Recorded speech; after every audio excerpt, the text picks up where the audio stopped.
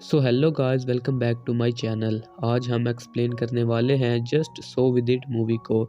तो कहानी की शुरुआत होती है और हम देखते हैं बड़ी नाक वाले बदसूरत इंसान को जिसका नाम डैनी है, जिसकी शादी होने वाली होती है।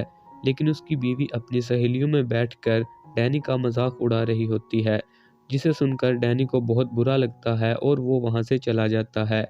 वो एक बार में बैठा होता है, इसके साथ एक खूबसूरत लड़की आकर बैठ जाती है। डैनी उसे बताता है कि तुम्हारा पर्स नीचे गिर गया है। वो उससे नाराज़ होने लगती है।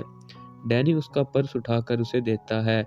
वो लड़की उसे सॉरी कहती है और इसकी रिंग देखकर इसे पूछने लगती है कि क्या तुम्हारी शादी हो गई है। डैनी उसे सच्चाई बताने के बजाय एक इमोशनल कहानी सुनाने लगता है। डैनी उसे कहता है कि मेरी वाइफ मुझे चीट कर रही है, इसने किसी और के साथ चक्कर चलाया है।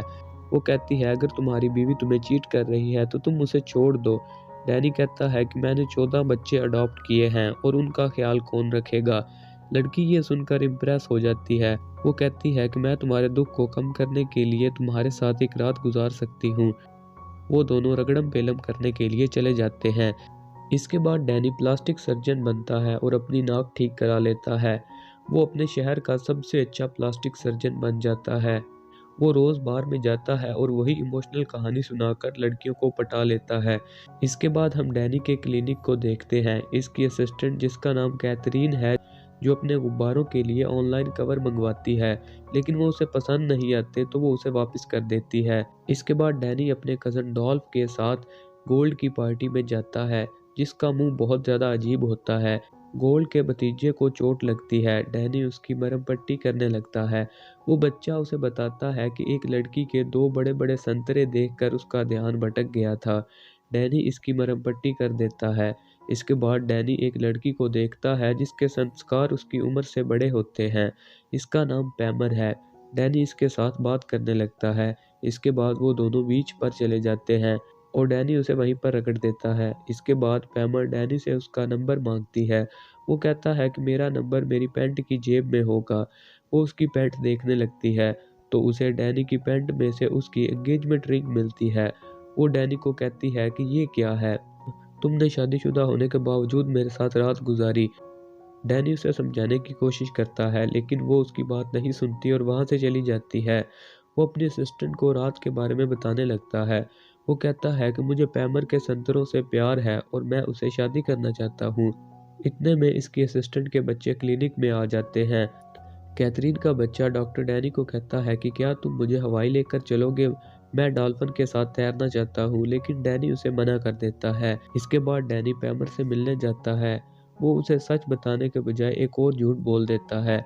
वो कहता है कि मेरी बीवी है और मैं उससे तलाक लेने वाला हूँ। पैमर कहती है कि मैं तुम्हारी बीवी से मिलना चाहती हूँ।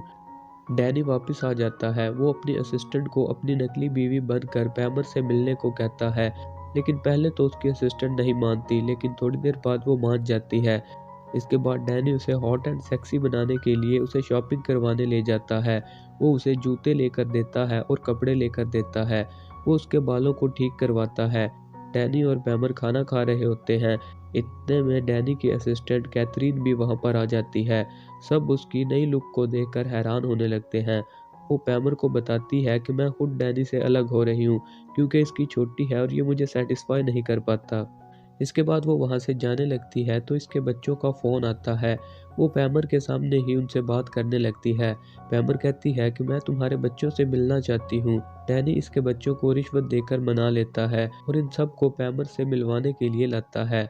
वो सब बैठकर खाना खा रहे होते हैं तो माइकल रोने लगता है। पैमर उससे पूछती है कि तुम्हें क्या हुआ। माइकल कहता है कि मेरे पापा मुझे हवाई लेकर जाने वाले थे डॉल्फिन के साथ तैराने के लिए, लेकिन तुम्हारी वजह से अब मैं हवाई नहीं जा सकता। पैमर डैनी को कहती है कि सबसे पहले हम हवाई जाएंगे और वहां से आकर हम शादी करेंगे। वो सब हवाई जाने लगते हैं तो डैनी का कज़न डॉल्फ कैथरीन का बॉयफ्रेंड बनकर उनके साथ चलने को कहता है।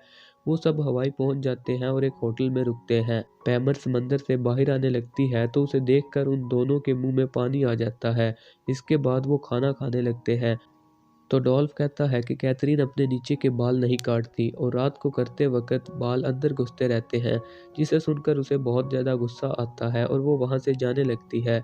कैथरीन को उसकी एक पुरानी दोस्त मिलती है जिसका नाम डेवलिन है। वो उसे बताती है कि मेरे शौहर ने आईपैड इन्वेंट किया है और वो कैथरीन से उसके हस्बैंड के बारे में पूछने लगती है। कैथरीन उसे डैनी को अपना हस्बैंड बताती है। अगली सुबह वो एक एडवेंचर पर निकलते हैं। वो पुल पार कर रहे होते हैं तो पुल टूट जाता है और डैनी के अंडों का ऑमलेट बन जाता है। पैमर स्विम करने जाती है तो फिर से वो उसे देखकर हैरान हो जाते हैं, लेकिन जब वो कैथरीन का सामान देखते हैं तो उनके मुंह में पानी आ जाता है। रात को पैमर कहती है कि बच्चे इसके साथ सोएंगे। वो सब बातें करने लगते हैं। माइकल कहता है कि मेरे डैड के पास मेरे लिए वक्त नहीं है और मैं उन्हें बहुत ज़्यादा मिस करता हूँ। पैमर समझती है कि वो डैनी की बात कर रहा है। वो नाराज़ होकर चली जाती है। वो थोड़ी देर बाद वापस आती है और कहती है कि कल पूरा दिन तुम अपने पापा के साथ गुजारोगे। डैनी माइकल को तैरना सिखाने के लिए लेकर जाता है। वो उसे उठाकर पानी में पटक देता है। डैनी और डेल्फ दोनों मिलकर माइकल को तैरना सिखाने लगते हैं। इतने में पैमर और कैथरीन भी आ जाते हैं। थोड़ी देर बाद वहाँ पर डेवलिन आती है और वो कैथरीन को रात के फंक्शन पर इनवाइट करती है। डैनी पैमर को कहता है कि तुम रात को डॉल्फ के साथ डिनर पर चली जाओ और मैं भी कैथरीन के साथ थोड़ा वक्त स्पेंड कर लूँगा। वो दोनों फंक्शन पर चले जाते हैं। दूसरी तरफ डॉल्फ पैमर को डिनर पर ले जाता है। वहाँ पर किसी की भेड़ बीमार हो जाती है तो डॉल्फ उसका इलाज करने लगता है। वो भेड़ को ज़ोर ज़ोर से मारने लगता है। इसके बाद वो उसके पेट को ज़ोर ज़ोर से दबाने लगता है। उसके पेट में प्लास्टिक की कोई चीज़ फंसी होती है। वो बाहर आ जाती है और भेड़ ठीक हो जाती है। डैनी और कैथरीन एक दूसरे से बातें करने लगते हैं और बातों ही बातों में वो एक दूसरे को पसंद करने लगते हैं। अनाउंसर एक मुकाबले के लिए औरतों को बुलाता है। डेवलिन मुकाबले में हिस्सा ले लेती है। कैथरीन भी उसे नीचा दिखाने के लिए मुकाबले में हिस्सा ले लेती है। सब अपने जिस्म की नुमाइश कराने लगती हैं, लेकिन डेवलिन और कैथरीन सबसे अच्छा परफॉर्म करती हैं। वो दोनों ही शानदार खेलती हैं और मुकाबले में बराबर रहती हैं। मुकाबले का फैसला करने के लिए वो एक अनोखा तरीका अपनाते हैं। अनाउंसर कहता है कि तुम दोनों में से जो नारियल को बिना हाथ लगाए अपने होठों तक लेकर आएगा वो जीत जाएगा। दोनों ही कपल कोशिश करने लगते हैं। डेवलिन से नारियल गिर जाता है। इसका हस्बैंड नारियल को अपने पिछवाड़े से उठाने लगता है, लेकिन डैनी और कैथरीन थोड़ी मुश्किल के बाद नारियल को अपने होठों तक ले आते हैं। वो दोनों मुकाबला जीत जाते हैं और डेवलिन बहुत ज़्यादा गुस्सा करती है। डैनी और कैथरीन रात को सोने जाते हैं तो वो एक दूसरे से बातें करने लगते हैं। वो एक दूसरे को किस करने वाले होते हैं कि इतने में बच्चे आ जाते हैं। रात को डैनी कैथरीन को बताता है कि मुझे पैमर से नहीं तुमसे प्यार है और मैं तुम्हें तुम्हारे बच्चों समेत एक्सेप्ट करना चाहता हूँ। सुबह पैमर भी कैथरीन को बताती है कि तुम और डैनी परफेक्ट कपल हो और तुम्हें एक दूसरे को छोड़ना नहीं चाहिए।